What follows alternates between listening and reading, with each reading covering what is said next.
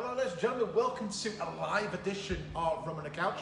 Dave here from Manchester Rum Festival, and as you can probably tell, I'm definitely not on the couch again.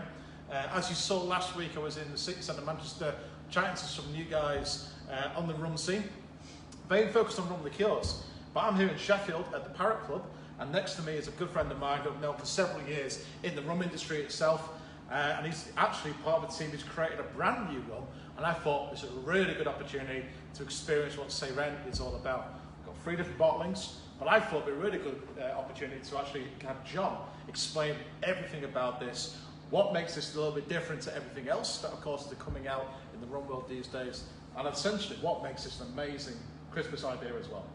Hopefully. Yeah. So, John, please feel free to introduce yourself, how you got to where you are. Of course, we met in a great little bar several years ago as well. So, throw a bit of context of who you are? Absolutely. So, I'm John Wickham. Hello. I've been bartending for a while, about a decade, something like that.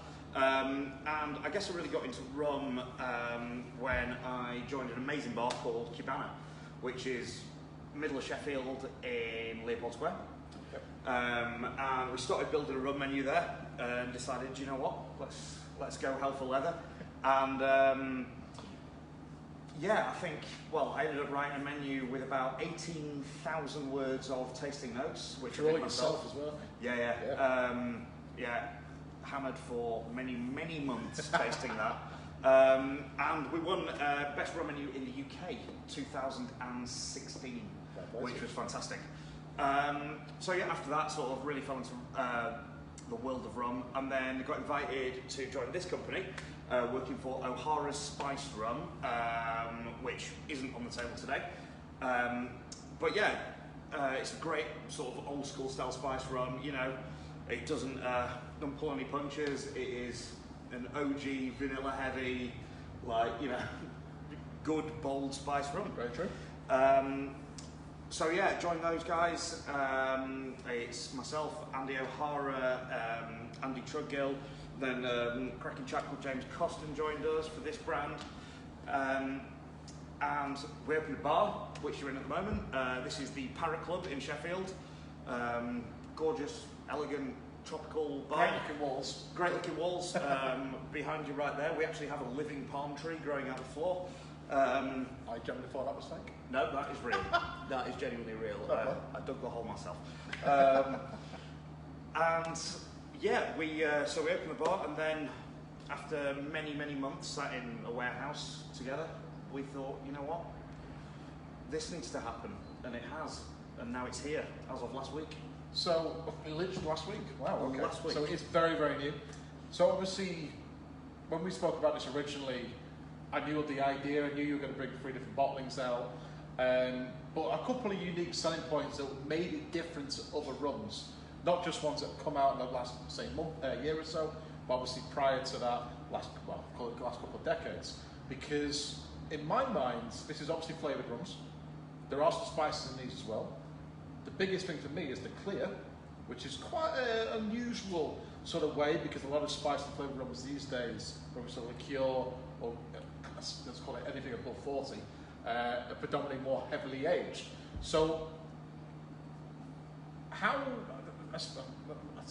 my main question is, how do you get from sort of your idea to have something unique as this?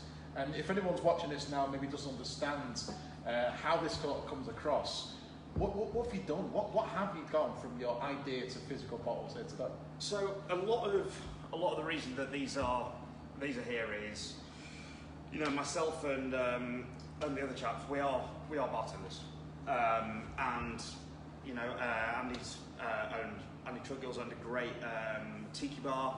You know, we've all been in bars for a number of years, and there's always just a few issues that we've not been able to get around with certain rums. Flavoured rums, spice rums are often sweet. I'm not saying in all avenues, but they're often quite sweet.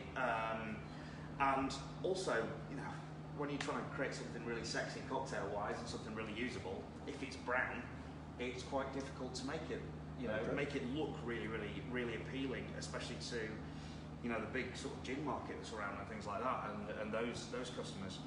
And yeah, I guess we wanted to try and really get the best of kind of both worlds in that aspect. So we do have an aged rum here. It is charcoal filtered, but it's predominantly between 2 and 5 years old. Is it a blend of different rums or just one specific island? Absolutely, it's a blend of different rums. And first and foremost, even though these are flavoured and spiced rums, and I do that because it's a bit different, which I'll talk you through. Okay. But yeah, first and foremost, these had to be rum. And they had to taste like rum, and you had to be able to get that sort of rum island vibe, and they had to be of a really good quality as well. So each one's the same base. So we've got some rum from Trinidad in there, Barbados, the Dominican Republic, and Guyana. Nice. Okay. So hopefully you've got a really nice mix of quite a bold, sweet base, which you're going to predominantly get from the likes of Guyana. But then it's also got like a bit of funk from Trinidad and things like that in there as well. Really to shine through and show off the fact that it is still rum. Yeah. Interesting. All right. So each are 40% ABV as well? Yeah, each one is 40%. And yeah, I think that was another important thing. We did try it a little higher as well. So we went through quite a lot of stages for this, but we found that actually, at 40%, it really balanced off. We got just enough rum, but we also got enough of the flavour that we wanted to really get through it as well. Okay. So. Did you try any other islands as well? Because obviously out of that mix, in my mind, a lot of the rums that are a blend of Caribbean, say for example, use a little bit of Jamaican in there for that real funkiness. Did you try any of the different mixes? Yeah, absolutely. I mean, we went through a lot of bases. A lot of bases. Lots of trial and error. Which was great. But yeah, there was, we absolutely trialled Jamaica in there. But as much as I wanted this to be a rum, and first and foremost a rum, it also had to have enough space for fruit to fit in there and things like that. And as you well know, with a lot of Jamaican rums, they've got such a lot of funk. True. That they're kind of completed. And don't get me wrong, I love Jamaican rum as much as the next guy, but yeah, it wasn't right for what we wanted here. There needed to be space to alter and change and fit what we wanted in there as well. And that's where I found like using some Trinidad base in there as well really helped, because it was funky but not that funky. Okay. So yeah. So you threw in the element, but it's not obviously empowering element. Absolutely. So obviously, I remember when you first showed me how these bottles looked, the first thing that came across my mind is that sort of very, dare I say it, gin element towards it. And obviously the sort of flavour profiles you've gone for, if nobody understood what this was and the passing on, say, social media, you may automatically think, that sounds like a great gin flavours, because you've gone for against the sort of traditional spiced flavour profiles you normally come across in rum. Was that deliberate to sort of, you're trying to focus on a specific market or trying to get as many people to experience what this is all about? Yeah, to a certain aspect. I mean, first and foremost, these are flavours that are delicious. Okay. That was the most important thing of this product was it wasn't just it must be natural, it must be this, it must be that. It needs to taste incredible. That was the first thing. But yeah, equally, everyone knows there's been into this enormous gin boom, which hasn't finished yet. It's still going. It's still rolling. I mean, this is a rum bar we're in, and we sell loads of gin. But yeah, we wanted to appeal to those customers as well, and create a product that can be mixed with the likes of tonic, okay. with the likes of soda and things like that. So again, it's not just different flavour approach; it's also how you obviously experience it when it comes to mixes and cocktails as well, which obviously that we'll go through in a minute. Yeah, absolutely. It needed to be an incredibly versatile product, and not just as a home consumer where you can mix with something. That was paramount to the brand as well. But it also needed to be bartender friendly. Even to stubborn geeky bartenders like myself. It needed to be really, really usable, really versatile, and also quality. Makes sense. All right, so at the moment we've got a versatile rum in regards to the 4 different, I was going to say 4 different islands, but obviously Guyana's not, but 4 different approaches, and obviously some very, very different profiles. So there are 3 different bottlings here. Yep. Do you want to? Is there a certain way to enjoy them in regards to an order, or do you just recommend whatever you prefer normally? Go dive in straight off. I would say they are dive-inable. Okay. But should you be going for the range, which we are today, Of course. without question, because we're used to spice things in the rum world. Let's start with the spices. Okay. Please feel free. Let's give it a go. So the spices, and the reason it's called spices and not spiced is because it is a little different. So this does contain absolutely natural Madagascan vanilla extract. Okay. Then it has, following that, tonka bean. It's got pink peppercorn. It's got just a little bit of clove, which obviously we're very, very used to in spice rum, but it's not a dominant flavour. And then just to really like separate all those flavours and layer them up, it's got some sea salt in there as well. Just to really open everything up. It crossed my mind. There is something.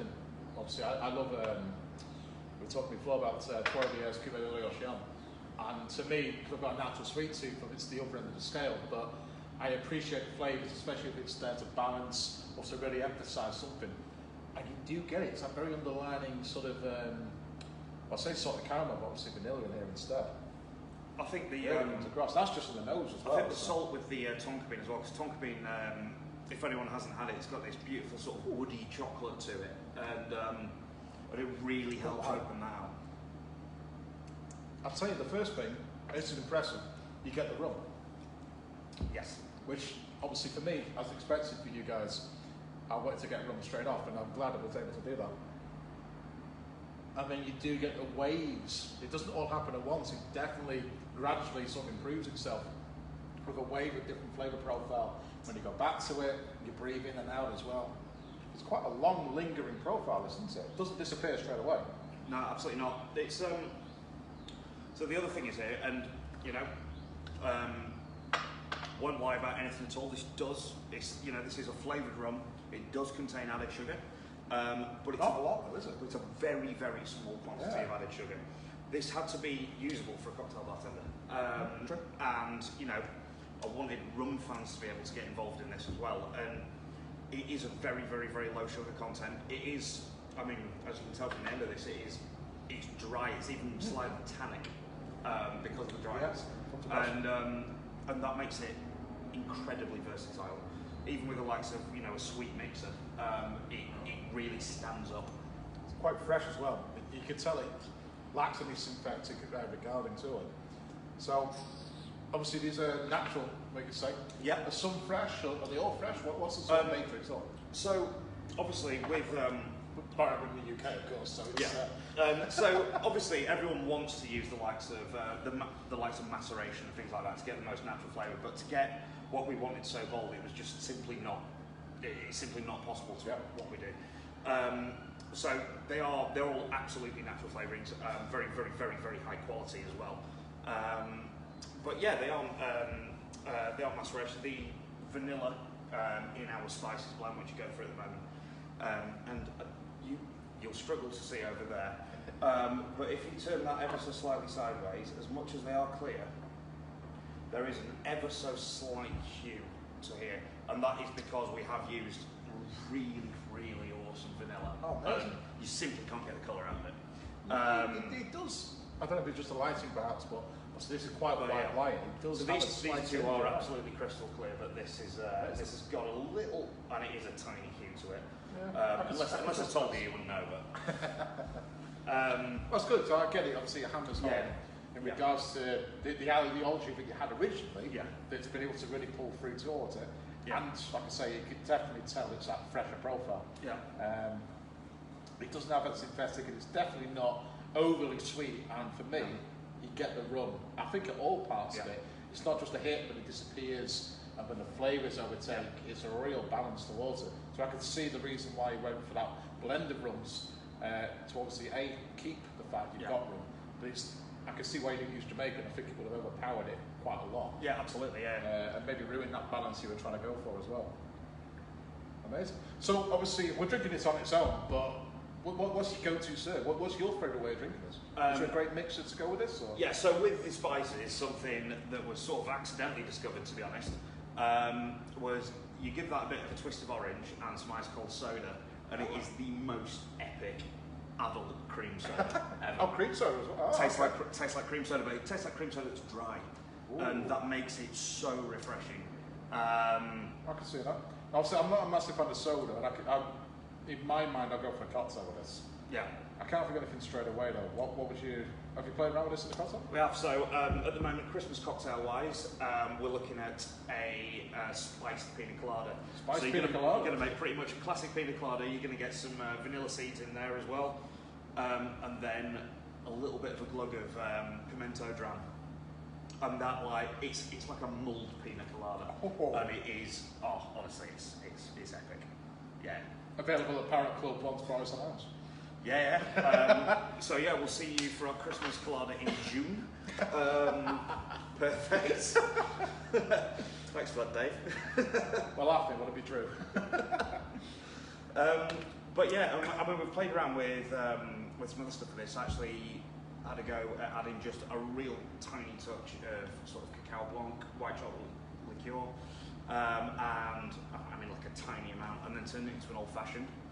And that was also, you know, that was a bit special as well. Just a couple of dashes of Peychaud bitters, big twist of orange, and it was delightful because it's got the age in it. It stands up to being stirred down as well. Yeah, I can see that. Yeah. So yeah. Well, obviously it's just the first bottling alone, but versatile. Yes. Which I think sort of really backs up what you were saying, that you want bartenders to experience this, the rum geeks to appreciate what you're doing as well, but obviously consumers. Yeah. Which is the main thing I think a lot of brands sometimes forget about. It's great for the bartenders to be able to play with it, but the consumers are of course the ones who are actually going to be drinking this.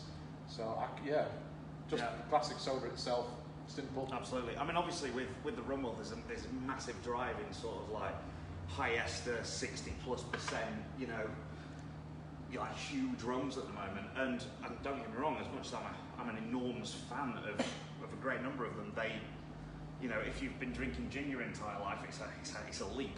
Let's face it, it's a leap. And you know, I think a product like this really helped bridge that gap. It's still obviously rum. It's very rummy, but it's not really, you know, freaking people out there, is it? Exactly, yeah. And like I said, you know, I think bartenders are going to love this also. It's, you know, it's designed by us for them. So yeah, very true. Yeah. Okay, cool.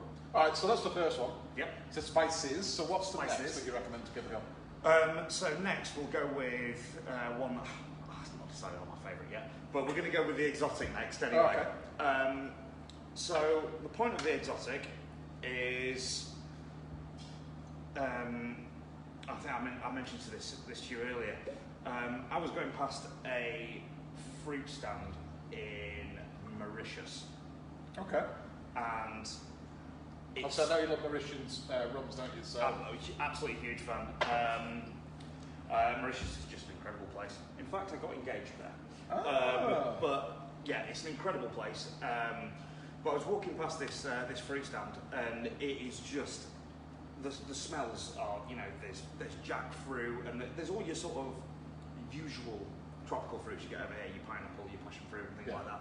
There's so much more sweet sop, sour sop, guava, and this I wanted to encompass the flavour of the fruit stall, not individual, you know, tropical fruits. Yeah. So as much as you can absolutely pick them out, this is supposed to be that, you know, that real overall feeling of I'm on a beach in the Caribbean.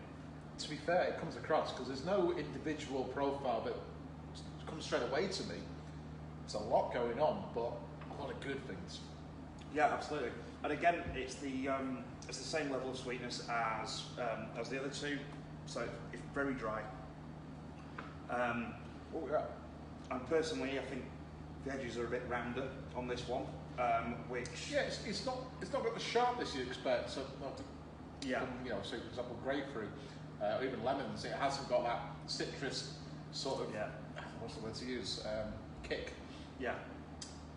But it has got the dryness, so it's sort of there, but it's not the first thing, and you still get the rum. Not as much as maybe the first one, but it's definitely still there. more underlining, I'd say, with this one. I think with the spices, because we use a little bit of that sea salt to bring out the likes of the tonka and the vanilla, it's also brought out more of the rum in it as well. We didn't use any in this, but what we have put in this is also some cardamom to add a really, really nice sort of aromatic note. And it's in very, very, very small quantity, but it just adds a little aromatic tone to it. It might also potentially, from my palate, explain the slight dryness in the middle of my tongue as well. So everything else around, you know, the bridge of my mouth, the sides, a little bit of the back of my throat is really sort of salivating in regards to that, to be fair, fresh profile. Yeah. But that cardamom, right down the middle of the tongue, it's really sort of emphasising that slight drier profile and a little bit of spice element to it, which for guys not a massive fan of spice, I think my palate really shows it all better. Whether it's a good thing or bad thing for me is a different question. But you can really tell the individuality that you're going for. It's not just like, yeah, it's tropical fruits. Yeah. You can say that you've actually put individuality in there and you can get them all, which is good. So, obviously I'm enjoying this on its own, but I can see, I think as expected, Ting would work amazing for this. Yeah. Probably more old school Ting with a bit of sugar in it, but... Yeah, the real stuff. That'd be, I mean, yeah, if anyone's got any, let us know. But I would imagine sort of drier fruit flavour would probably work. Ting's going to go really, really, really great with it. The ones we tried when we were looking at some signatures is the likes of the orange or the blood orange from San Pellegrino. Oh, right, because this is really, really dry in comparison to your usual fruit products, it will stand up to having a bit of sugar thrown out. Yeah. Which means you can play around with things like that. But equally, I mean, we tried this in a daiquiri, makes an incredible daiquiri. But not only that, with the citrus in a Hemingway. Oh, okay. This makes a complex but beautiful Hemingway daiquiri. And it, by no means is it a classic, but it is awesome. You know what? As soon as you say that, I can get it straight off. You're absolutely right. That would make probably a better Hemingway than a classic daiquiri for sure. Oh yeah. I'm actually quite thirsty for Hemingway now. which is good, because again, isn't that normal? Yeah, true. But I suppose, again, it goes back to the ethos of what the brand's about. It's not another rum, it's a rum that you're looking at a different way, and you can say the same for how to experience it in a cocktail and a mixer. It might be your go-to like Ting, but it works great with San Pellegrino. We've never thought of that. Yeah. The same for a daiquiri, it's not just a normal daiquiri, it's a Hemingway daiquiri. So again, it's getting people to think about how to appreciate. I mean, don't get me wrong, I imagine it works great in a normal daiquiri anyway. Yeah, absolutely. But really works better in a Hemingway. I think it's rare you find something that's flavoured that's as versatile as we've tried to make these, to be honest. And the flavours are very open because of that dryness, because of not too much sugar, and because there is still a rum kick in there as well. Yeah, true. Especially at the end with that one, I feel. Yeah, you can use it and play with it, and really try some different things. Nice. All right, doing well. 2 out of 3. That's positive, isn't it? Good. Let's call it quits then. Now, well, I was going to say, because for me, the third one is, well, it can be a bit of a curveball, a bit of a make or break, because it's not traditional flavours when it comes to rum. You know, obviously, there's a lot of pineapple rums, sort of ginger rums out there at the moment, but there's not a lot of stone fruit focus ones. You know, we were saying there's a cherry, let's call it liqueur rum in the world, but this is clear, first of all. Yep. And knowing what these two taste like, I've got a funny feeling this one will be a little bit better. So feel free to put in the comments which one I'm referring to. But I'm intrigued. But was it as easy to play around with stone fruits? So it's not, is it? This one is our dark stone, and I think that one of the most artificial flavours across anything that's a product is often cherry. It seems to be incredibly hard to work with, and it's one of those things when you actually eat a cherry, unless it's super, super ripe, they often don't actually taste it a lot. So to try and get that inner product is really, really difficult. So this is based around cherries, cherry blossom. I would explain it's sort of more aromatic at the moment, guys. Got a really, really sort of floral floral front to it on the nose. And then it's also got plum in it. The main cherry in there is Rainier cherry. So the ones with the beautiful white skin on the side. And they are just, they've got this real fruity sweetness to them that we wanted to get into this. That's very smooth. Probably, oh, hello. A little bit dry around the edges, but that's a lot smoother than the first two. But I feel like the rum comes through a lot easier, perhaps. Yeah. So, oh, yeah. It's also got cherry stone in it as well. Would explain the slight earthiness, maybe? Yeah, absolutely, yeah. We were playing around with stem for a little bit as well, but that was just a terrible idea. But yeah, it was essentially about getting the whole fruit in it as well. It wasn't even the stone; it was that weird bit that sticks to the stone. The actual fruit itself, and then the skin, and then it wasn't quite complete. So we had the blossom and then a bit of plum skin and things like that. And yeah, we wanted its taste of dark stone, but still rummy. Yeah. And I don't know if you've noticed, but this dries out a lot. It does. And then sits there. And it's got a longer longevity towards it, you're right. And it's interesting because I was going to say it smells and tastes like alcohol. However, I'm actually going to upgrade it because when I don't know if it's like I don't know if it's a second or third sip, but it's got that rich, fresh intensity of blackcurrant and Hawkins.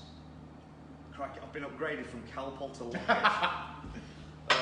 But if anyone needs anyone to make me some rum, I've got you. I do all the medicines. Be Benedictines substitute number 2 in a minute. But it's a positive, trust me, because to me, obviously, it's a nostalgic thing, perhaps. But obviously, at any time that I have a locket, but it's not the honey version, obviously, you do get that rich intensity. And you get a kind of eucalyptus freshness towards it as well. And I think it's a similar profile. I'm not saying it's obviously spot on in regards to you made a locket rum, but I get the freshness, you get the intensity of the skin, the fruit, the dark stones themselves. So it lacks that, say, synthetic element, which I think is present across all three. You can tell it's all as fresh as possibly can, or at least, as you quite rightly said before, it's high quality. Is it distillate, you said? Yeah. Yeah. So it's a great memory for me, and because obviously I like blackcurrant rockets. I go for them over the honey if I ever need to have them. It's got a beautiful sort of warmth element towards it, which drinking it on its own, fantastic for me. And I'd probably actually say on its own. Obviously, we're not trying with other spirit, other ways of enjoying it as you've been recommending, but that's probably my favourite. I'm leaning towards it. Yeah. I mean, I'm biased towards all three, but yeah, I think because it's not really something you expect with the rum behind it either. No, it's a curveball for sure. Ultimately, it's pretty much a summer berry, isn't it? Or autumn, as it were. But yeah, it is a bit of a curveball, but for me it works. It still shows off the rum behind it as well. And I mean, this is a product we've played in a few things. I mean, it works beautifully with tonic. It works absolutely gorgeous with tonic. Any specific sort of tonic brands? Indian over skinny. For me, the one always has to be. First and foremost, I always go for your skinny tonics. Okay. And it's not because of the calories, because frankly, if you're putting booze in it, it's irrelevant. But I like the fact they let through more flavour. They're less crowded in terms of, So it sort of shines. Absolutely. I absolutely love Franklin's. Franklin's Slimline Tonic, I think, is awesome. It's exactly what it says on the tin. It's dry, it's tonic, but it's fizzy. It needs no more to it. Fair enough. But yeah. Okay, cool. From a cocktail point of view, obviously you recommended Pina Colada, for example. Yeah. Any sort of things you come up with? Yeah, so not a typical rum cocktail by any means, but I had a bit of a play, and without question this makes my new favourite Singapore Sling of all time. Singapore Sling? I mean, Singapore Sling, your classic tropical gin, cherry, mash up. Yeah. But yeah, using this instead of the gin. So not to replace the cherry hearing style instead? It's not to replace the cherry hearing. I mean, I'd still use your cherry hearing or your Gravino or, you know, if you so desire, your maraschino. But yeah, to replace your gin to get that real richness of cherry through it. I can see that. I won't be going back. I can promise you that. Oh really? Oh right. Okay. Strong words. We don't. It's been a while since. Well, there's obviously a lot of different variations. Yeah. I was thinking about slinging a part and decide to throw at you, but it's been a while since I've had, say, the Raffles Hotel version. Yeah. But yeah, as soon as you say it, I can get it. I can see it fitting in. Yeah. And dare I say, it could even be better. I mean, don't get me wrong. I love a good gin cocktail. We were saying gin and teas before. It's good to go to easy bartender favourite as well. But I mean, obviously. A lot of people who have probably watched this in the past or know me specifically know I love a good spiced Negroni. And Negroni as a classic is gin heavy. Yeah. But swap it out with some Sheffield spiced rum, and all of a sudden it offers a different dimension to something you never think can swap around. And don't get me wrong, I would never, you know, when it comes to the classics, I love a classic cocktail. I would never say, okay, this is your replacement for the classic. But you know what? It's 2020. Let's change some stuff up because the rest of it's gone wrong.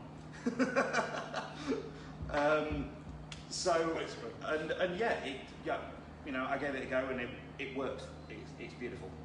Is it a classic? No, it's not. Is it delicious? Yes.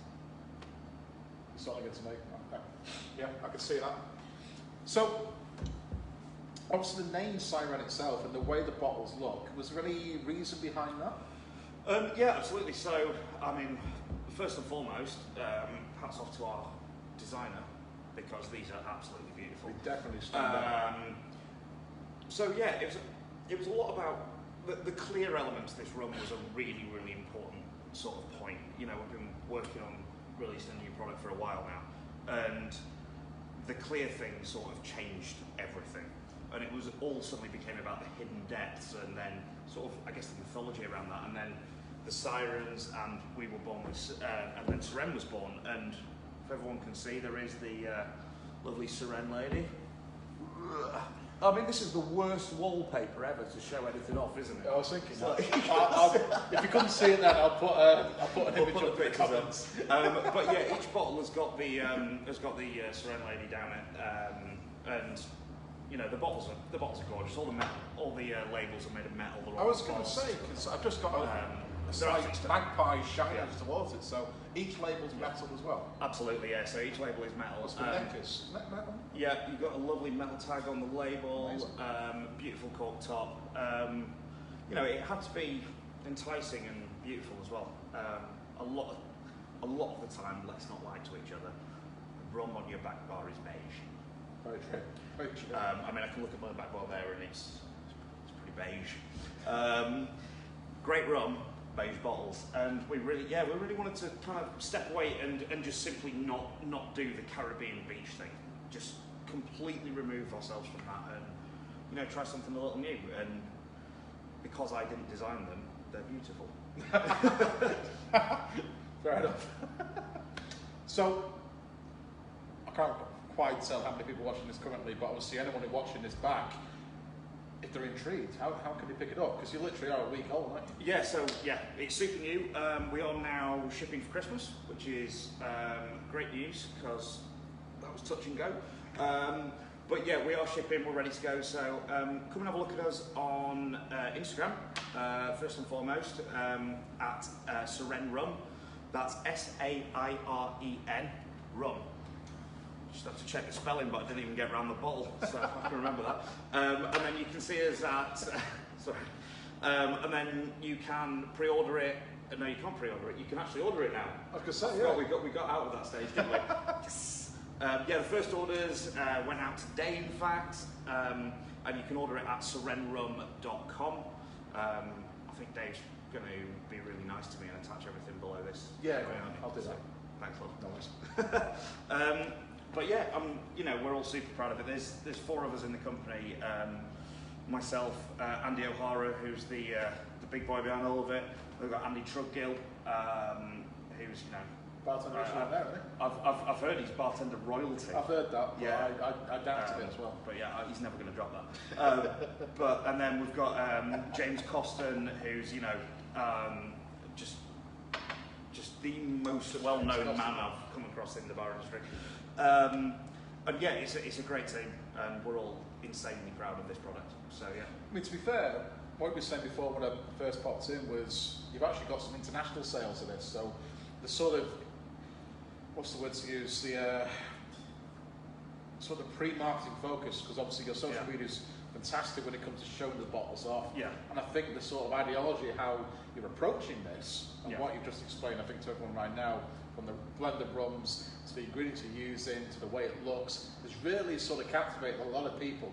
It's great just to get the UK involved, but to get people from the rest of Europe as well. So I think that sounds awesome. We need to get a bottle because we need to try it.